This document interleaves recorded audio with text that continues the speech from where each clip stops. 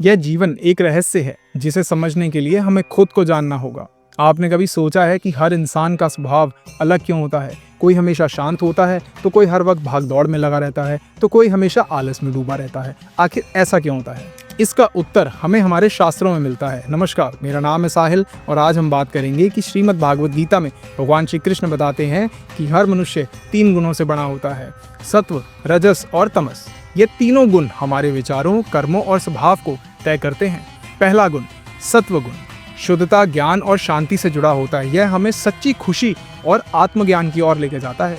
ऐसे व्यक्ति दयालु, प्रेमपूर्ण और आध्यात्मिक होते हैं। ध्यान, योग, सात्विक भोजन और सकारात्मक संगति से इस गुण को बढ़ाया भी जा सकता है। दूसरी ओर रजस गुण इच्छा, लालसा और बेचैनी से जुड़ा होता है। यह हमें भौतिक सुखों की ओर आकर्षित भी करता है और हमेशा कुछ न कुछ पाने की लालसा में फंसाए रखता है। अत्यधिक चिंता, क्रोध और तनाव इसी का ही परिणाम होते हैं।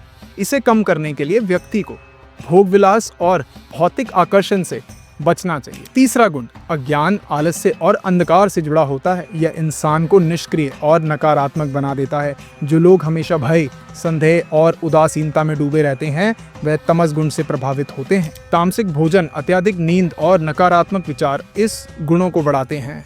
इसे कम करने के लिए ज्ञान, जागरूकता और सही जीवन शैली हमें अपनानी चाहिए।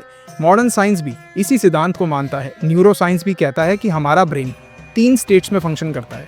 बैलेंस जो कि सत्व है, एक्साइटमेंट जो कि रजस है, इनएक्टिविटी जो कि तमस है।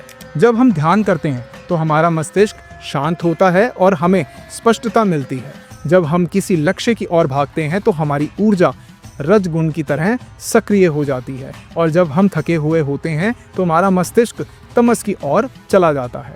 श्री कृष्ण कहते हैं कि मनुष्य को सत्व गुण की ओर बढ़ना चाहिए, जिससे वह सच्चे आनंद और शांति को प्राप्त कर सके। जब हम इन सभी गुणों को समझकर अपने जीवन में संतुलन बनाते हैं तो हम स्वयं को ऊंचे स्तर पर ले जाते हैं। तो अब सवाल यह है कि आप अपने जीवन में किस गुण को स्थान दे रहे हैं? नीचे कमेंट बॉक्स में जरूर बताइए। आज के लिए बस इतना ही। हर हर महादेव।